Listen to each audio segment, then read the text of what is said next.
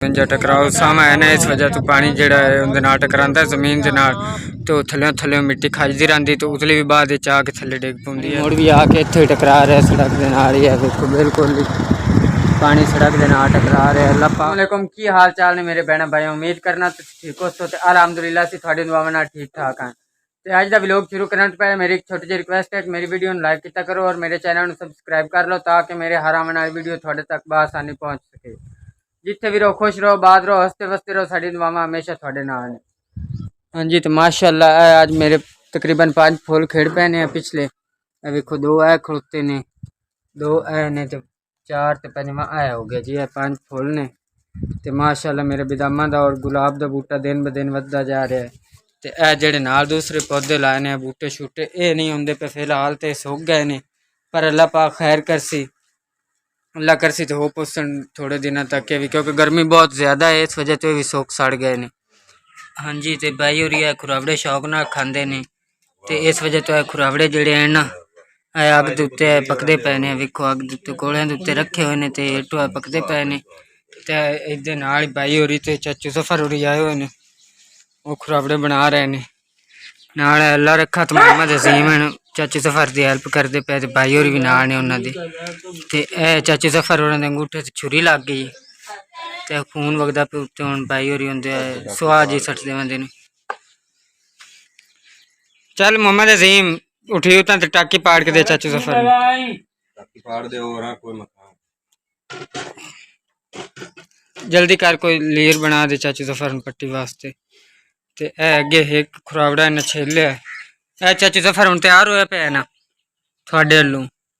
हाँ जी, तो छिल मुच के चाचू सफर उन्होंने तैयार कर दिता, तो हम चाचू सफर उन्होंने हत्थे साह लाते बंदे ने भाई होरी, उन्हें थोड़ी देर तक वो बन जाते हैं, तो मुड़ उन्होंने तू छिल मुच के साफ कर सन, तो मुड़ी कैरी बना ली सन जी। तो भाई होरी छंडते बंदे ने खुरावड़ा चाह के, पर चूल्हे हूँ चाहे ने चाक छंडते पे, चाचू सफर होरी बैठने वाले तक हूँ चाचू सफर होरी बना सने, उल्टा टोका करके।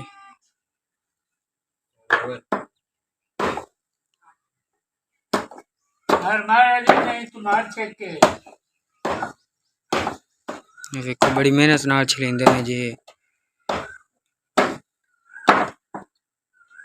हाँ जी, तो एक साइड छिली गई इनकी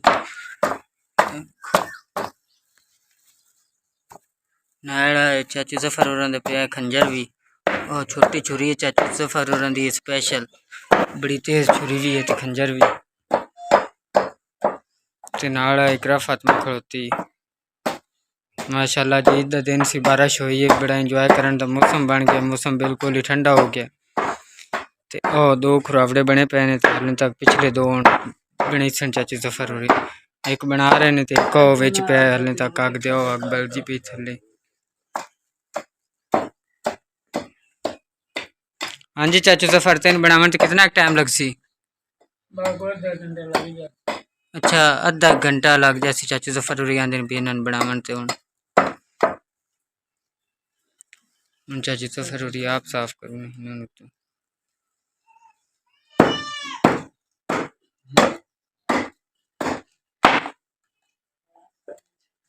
दूर हो जा। हाँ जी, तो ए उत्तों छिलते बंदे ने हुण उन्होंने देखो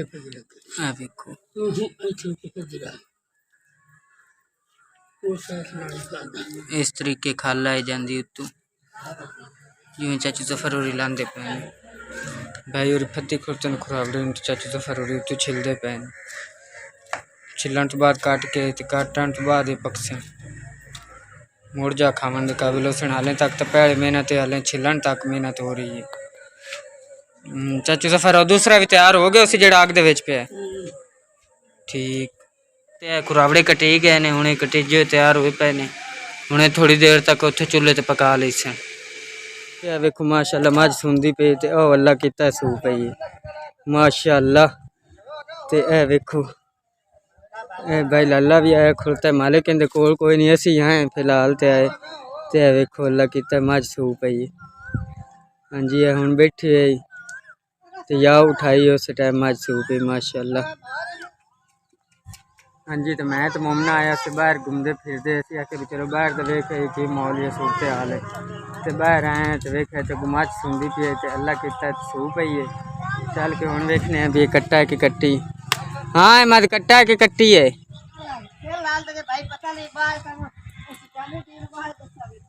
अच्छा अच्छा कट्टा है। हाँ जी, तो अल्लाह किता कट्टा जमे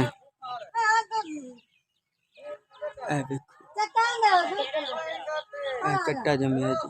रमजा बाबा तेरी माँ सू पई कट्टा दिता इसो कट्टा कट्टा है हुण सूई है बाहर। हाँ जी हाँ इत्थे बाहर सू पई मत जाके वेख ला। दरिया रावी ते सैर करन क्योंकि अज ईद का दिन है तो असीं सोचा भी चलो दरिया रावी ते वेख्या जी की सूरत हाल है। अज तो बड़ा हजूम होना है दरिया रावी ते आस्ते आया से पर फिलहाल जी साइड ते असीं हैं इस साइड ते साडे नाल एक ही भाई है मोटरसाइकिल वाला वेखो है खड़ोता भाई ते मामू ते मैं ते भाई कैसर आए हैं। भाई कैसर और दरिया च बड़े खड़ोते ने क्योंकि आदत तो मजबूर ने इन्होंने बड़ा समझावीदा है भी अजकल हालात दुरुस्त नहीं जा रहे पर फिर भी है वेखो है मिट्टी डिग्गी हुई उस मिट्टी के उत्ते बंदा खड़ोता हुआ माशाअल्लाह है। वेखो है दरिया का पेट है पानी उदू आ रहा है इस साइड तो वेखो बहुत ज़्यादा पानी है तो बड़ी तेज़ स्पीड है वेख सकते हो तुम पानी कितनी तेज़ स्पीड जा रहे है।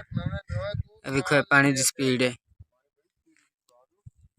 हाँ जी तो पानी अगे आ वेखो बाईपास नाल खड़ोता है गड्डियां वगैरह मोटरसाइकिल वगैरह लगते बंदे ने ते ए पानी इस साइड तो इधरों जाके ते सीधा जाके ओ रोड दे विच लगदा है उस हिस्से च उत्थे आवाम हाले भी खड़ोती ते अगों नाल नाल बन बनाए ने मतलब पानी रोकण वास्ते भी पानी जाके रोड दे विच ना टकरावे इस वजह तो अगों बन पाए हुए ने।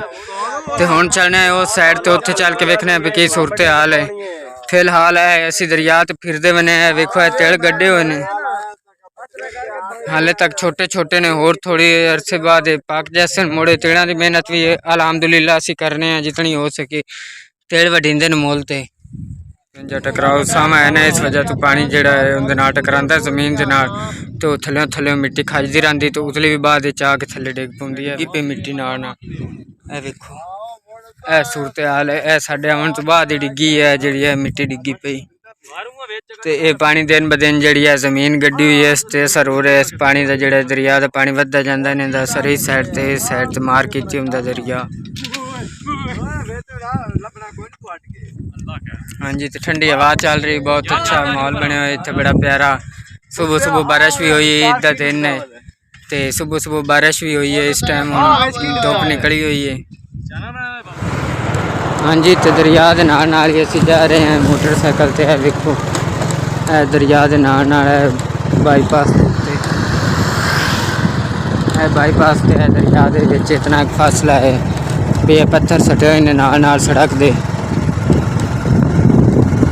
इस बाईपास की हिफाजत करने वास्ते पर फिलहाल भी आके इत्थे टकरा रहे सड़क के नाल ही है देखो बिल्कुल ही पानी सड़क के नाल टकरा रहे अल्लाह पाक से बड़ा खतरा है रोड वास्ते पर अल्लाह पाक करम कर से है देखो बंदे इंजॉय कर रहे हैं या जी दिन अगे अगे काफ़ी सारा रश सी बन पाए जेड़े कि भी है हम देख पे पिछली बारी असी जो आया इस बन ते खड़े रहे हैं तकरीबन काफ़ी टाइम तो इस बारी है वेखो बन बिल्कुल नहीं देखते हैं सारे तकरीबन निकले हुए सूखते हाल गट्टा मिट्टी हवा बड़ी तेज चली माशाअल्लाह मौसम बड़ा प्यारा है पैड़ा बन नजर सीखे जा रहे हैं हम बैठे इंजॉय कर रही है पर बूटी जी है तरी फिरती है नाल नाल ये पिछे बूटी पानी के नाल पटी के आती है इस वजह से तरदी बंदी बूटी और उस जगह तो गोल दायरा जाए इंज घूमती बंदी देखो। जी माशाअल्लाह तो वेखो है काफ़ी सारा हजूम है दरिया तो बड़ा रश है आवाम बहुत ज़्यादा है बंदे भी ने सवारियाँ भी नहीं काफ़ी आवाम आ जा रही है माशाअल्लाह तो हजूम भी काफ़ी सारा है देखो असी पकौड़े वाले बाइक को खोलते हैं इधर लैके पकौड़े वगैरह या नान लैके खा लिए या बोतल शोतल पी ली गर्मी भी बहुत ज़्यादा बनी हुई पर मुड़ा है इतने आराम है, मतलब है ठंडी हवा चली हुई है इस वजह से।